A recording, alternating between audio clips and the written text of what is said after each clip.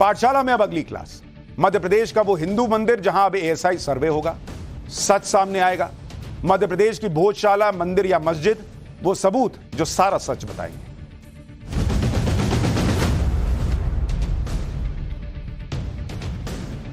हम सब जानते हैं कि भारत में ऐसे कई हिंदू मंदिर हैं जिन्हें मुस्लिम आक्रांताओं ने तोड़ा और उन पर कब्जा करके मस्जिदें बनवा दी। ज्यादातर लोग अयोध्या, काशी और मथुरा के बारे में जानते हैं। सैकड़ों सालों के इंतजार के बाद अब जाकर अयोध्या में राम मंदिर बन पाया, वो भी कानूनी लड़ाई लड़ने के बाद। काशी में ज्ञानवापी मस्जिद का मामला कोर्ट में चल रहा है। लेकिन इन मंदिरों के अलावा अब एक और ऐसा हिंदू मंदिर है जिसे मुस्लिम आक्रांताओं ने तोड़कर उसकी जगह मस्जिद बनवाई और अब कब्जा कर लिया। इसको लेकर मामला आगे बढ़ रहा है। इस मंदिर का नाम है धार भोजशाला। यह मध्य प्रदेश में मां सरस्वती के मंदिर के रूप में विख्यात हुआ करता था। यहां हिंदुओं के लिए शिक्षा का एक बहुत बड़ा केंद्र था, जिसमें दुनिया भर के छात्र आकर वेद, उपनिषद और हिंदू ग्रंथों का अध्ययन किया करते थे। लेकिन बाद में मुस्लिम आक्रांताओं ने हमला करके इसे तहस नहस कर दिया, यह आरोप लगा और मस्जिद बना दी गई। तब यहां हिंदू और मुस्लिम पक्ष के अपने अपने दावे हैं। लेकिन अब ज्ञानवापी की तरह इस मंदिर का असली सच सबके सामने आएगा कहा जा रहा है, क्योंकि इंदौर हाईकोर्ट ने धार भोजशाला का सर्वे कराने का आदेश दिया है। भोजशाला को लेकर एक बार जरा फुल फ्रेम में तस्वीरें दिखाइए।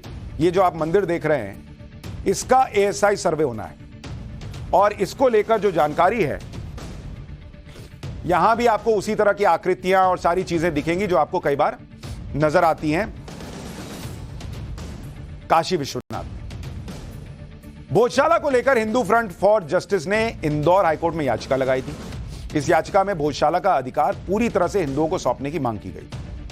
इस मुद्दे पर सुनवाई के बाद इंदौर हाईकोर्ट ने एएसआई यानी आर्कियोलॉजिकल सर्वे ऑफ इंडिया को एक एक्सपर्ट टीम बनाने के लिए कहा। कोर्ट ने कहा है कि जीपीआर, जीपीएस तरीके से वैज्ञानिक सर्वे को कराया जाए।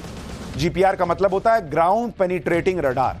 यह जमीन के अंदर कई लेवल पर जांच करने की तकनीक है।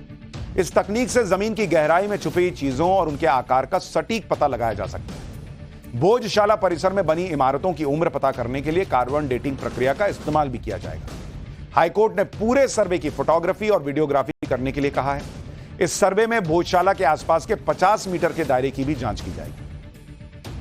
एएसआई टीम धार भोजशाला के एक हिस्से की जांच करके 6 हफ्ते के अंदर रिपोर्ट बनाकर हाईकोर्ट में पेश करेगी। धार भोजशाला का विवाद बहुत पुराना है।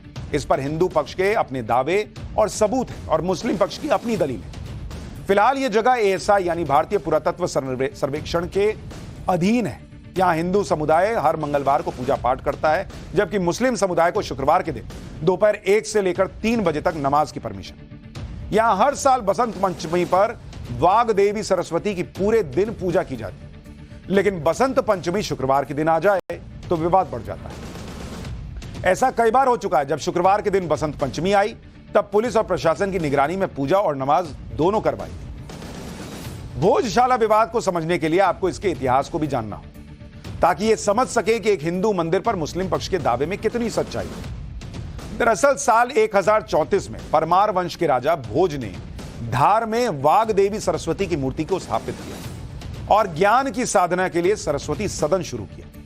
यहां नालंदा और तक्षशिला की तरह एक आवासीय संस्कृत महाविद्यालय बनाया गया, जहां हिंदू विद्यार्थी शिक्षा के लिए आते थे। सन 1269 में अरब के मौलाना कमालुद्दीन को एक प्लानिंग के तहत धार में बसाया गया। इसके बाद 1305 में अलाउद्दीन खिलजी ने मालवा के परमार राजवंश पर हमला किया और इस दौरान धार भोजशाला को तोड़ दिया गया। सन 1514 में महमूद शाह खिलजी ने एक और हमला करके भोजशाला को मस्जिद बनाने की कोशिश की। इसके लिए महमूद शाह ने मौलाना कमालुद्दीन की याद में मकबरा और दरगाह बनाई। 1857 में भोजशाला की खुदाई में मां वाग देवी सरस्वती की मूर्ति मिल गई, जिसे अंग्रेज अपने साथ लंदन ले गए। आगे बढ़ने से पहले आपको मां वाग देवी सरस्वती की मूर्ति दिखा देता हूं, जो इस समय लंदन के एक म्यूजियम में रखी हुई। ऐसा कहा जाता है कि 1880 में मेजर किनकेड नाम का एक अंग्रेज इस मूर्ति को लंदन ले गया था। यही वो मूर्ति है। बाद में इसे लंदन के British museum great Russell street में रख दिया गया। यानी मां सरस्वती की जिस मूर्ति की स्थापना करके राजा भोज ने शिक्षा का मंदिर शुरू किया, वो अब म्यूजियम के अंदर कैद है। पिछले कई सालों से इस मूर्ति को भारत लाने की कोशिश हो रही है। कोर्ट में दाखिल याचिका में इस मूर्ति को लंदन से वापस लाए जाने की मांग भी की गई। धार भोजशाला का विवाद 100 साल से भी पुराना है और इसलिए अंग्रेजों ने इसे स्मारक घोषित कर दिया। सन 1909 में धार रियासत में एंशिएंट मॉन्यूमेंट एक्ट लागू करते हुए भोजशाला परिसर को संरक्षित स्मारक घोषित किया। सन 1936 में मुस्लिम पक्ष ने धार रियासत के दीवान से नमाज के लिए भोजशाला में जगह मांगी, लेकिन हिंदू समाज ने 1937 से लेकर 1942 तक संघर्ष किया, जिसके चलते इस मंदिर में नमाज नहीं हो सकी। सन 1942 में धार स्टेट के तत्कालीन राजा ने मुस्लिम समाज को नमाज पढ़ने के लिए परमिशन दे दी। फिर फरवरी 1991 से हिंदू पक्ष ने हर मंगलवार पूजा करने के लिए सत्याग्रह शुरू किया। सत्याग्रह में हर मंगलवार को हनुमान चालीसा का पाठ किया जाता था। 1995 में भोजशाला में एक विवाद के बाद मंगलवार को यहां पूजा करने और शुक्रवार को नमाज पढ़ने की अनुमति दी। मई 1997 को धार कलेक्टर ने भोजशाला में प्रवेश पर प्रतिबंध लगा दिया, लेकिन भोजशाला के बाहर के हिस्से में हनुमान चालीसा का पाठ किया जाता रहा। 6 फरवरी 1998 को पुरातत्व विभाग ने भी यहां आम लोगों के प्रवेश पर रोक लगा दी। बाद में भोजशाला में शुक्रवार को दोपहर 1 से 3 बजे तक नमाज पढ़ने की अनुमति दी गई। 2003 में मंगलवार को बगैर फूल मालाओं के पूजन की अनुमति दी। 6 फरवरी 2003 को बसंत पंचमी के दिन नमाज को लेकर भोजशाला में विवाद हो गया। इसके बाद तत्कालीन अटल बिहारी वाजपेयी सरकार ने एक कमेटी बनाकर जांच करवाई। 8 अप्रैल 2003 को अंदर जाकर प्रति मंगलवार हनुमान चालीसा का पाठ करने की इजाजत मिल गई। अब उम्मीद की जा रही है कि सर्वे के बाद इसका सच सामने आएगा और कानूनी रूप से विवाद का हल निकल पाएगा। अब इस मामले को सुलझाने का रास्ता कब तक बनेगा यह तो नहीं कहा जा सकता, लेकिन देश में जो रास्ते नरेंद्र मोदी सरकार बना रही है वो अपने आप में बड़ा उदाहरण है विकास की गति देने को लेकर। अब आपको पीएम मोदी का वो गिफ्ट जो 20 मिनट में पैसे बढ़ा देगा, उसका क्या?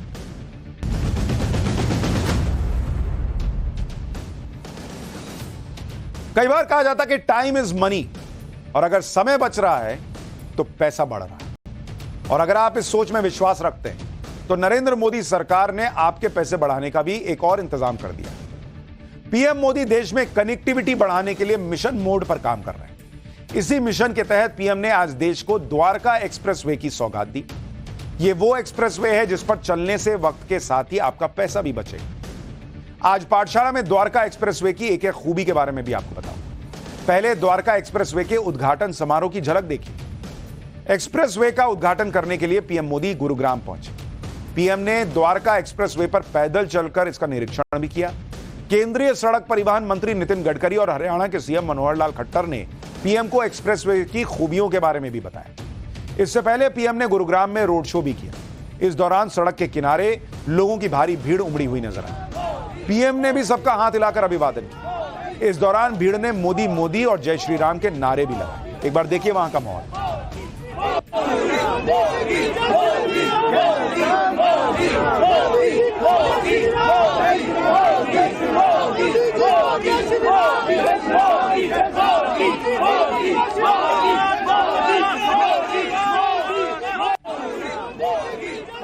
प्रधानमंत्री नरेंद्र मोदी ने द्वारका एक्सप्रेसवे का उद्घाटन करने से पहले इसे बनाने वाले मजदूरों से भी मुलाकात। पीएम ने मजदूरों के साथ बात भी की। मजदूर भी पीएम मोदी से मुलाकात के यादगार पलों को अपने मोबाइल फोन पर कैद करते हुए नजर आए। इसके बाद पीएम मोदी ने द्वारका एक्सप्रेसवे का उद्घाटन किया। पीएम ने जिस द्वारका एक्सप्रेसवे का उद्घाटन किया उसकी खासियत भी जान लीजिए।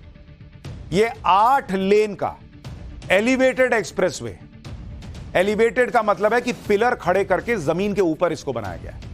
ऐसा इसलिए किया जाता है जिससे शहर के ट्रैफिक से लोगों को बचाया जा सके और वो आसानी से किसी भी शहर को बिना जाम में फंसे पार कर गए। भाई आपको शहर पार करना है, आप ऊपर से निकल गए और नीचे शहर का ट्रैफिक है, तो ना वो आपके चक्कर में फंस रहा है ना आप उसके चक्कर में फंस रहे हैं। 8 लेन के इस एलिवेटेड एक्सप्रेसवे में अगर सभी लेन की लंबाई को जोड़ लिया जाए तो कुल मिलाकर 563 किलोमीटर का एक्सप्रेसवे बन जाता है। 8 लेन के अलावा इस एक्सप्रेसवे में 6 सर्विस लेन भी बनाई जा रही है। द्वारका एक्सप्रेसवे को इस तरह डिजाइन किया गया है कि अगले 25 सालों में दिल्ली और गुरुग्राम के बीच गाड़ियों में होने वाले इजाफे का भी इस ट्रैफिक की रफ्तार में कोई असर नहीं पड़ेगा। द्वारका एक्सप्रेसवे का उद्घाटन करने के बाद पीएम ने इसके फायदे तो गिनाए, साथ ही उन्होंने हरियाणा के मुख्यमंत्री मनोहर लाल खट्टर के साथ हरियाणा में बिताए पुराने दिनों को याद भी किया। पीएम ने बताया कि किस तरह पुराने समय में हरियाणा की सड़कों का बुरा हाल होता था। पहले पीएम ने जो घटना सुनाई बड़ी दिलचस्प है, वो सुनिए एक बार। इसके बाद आपको द्वारका एक्सप्रेसवे के चालू हो जाने से होने वाले फायदों के बारे में बताता हूं। मनोहर लाल जी और मैं बहुत पुराने साथी हैं।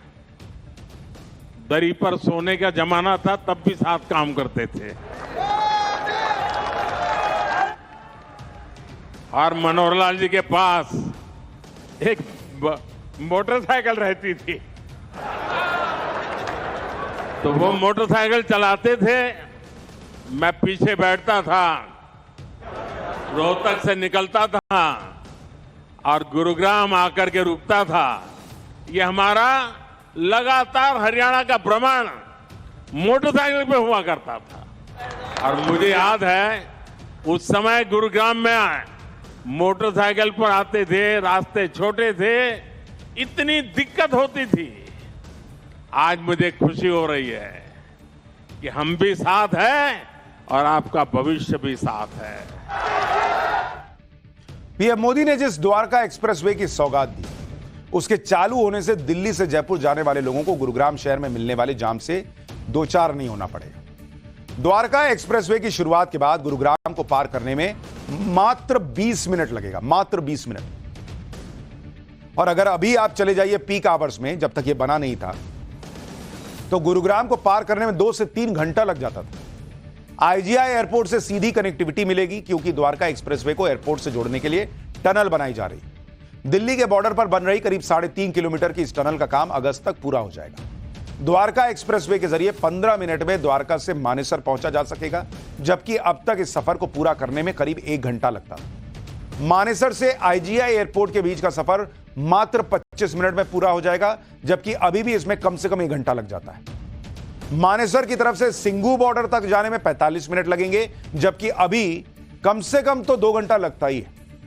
द्वारका एक्सप्रेसवे से गुरुग्राम के करीब 40 सेक्टर और 40 गांव सीधे तौर पर जुड़ जाएंगे, जिसके लिए एक्सप्रेसवे पर 3 जगहों पर 4 लेवल का इंटरचेंज और 9 जगहों पर 3 लेवल के इंटरचेंज दिए गए। इसके साथ ही हरियाणा, पंजाब, राजस्थान, जम्मू कश्मीर जैसे राज्यों से सड़क के रास्ते दिल्ली आने वाले लोगों को भी राहत मिलेगी। यानी इतना आपका वक्त बचेगा कि उस वक्त को कहीं और लगाइएगा तो खूब पैसा भी कमाएगा। इसलिए मैंने कहा कि अगर टाइम इज मनी मानते हैं तो ये टाइम बचाने वाला और पैसा बढ़ाने वाला काम होगा।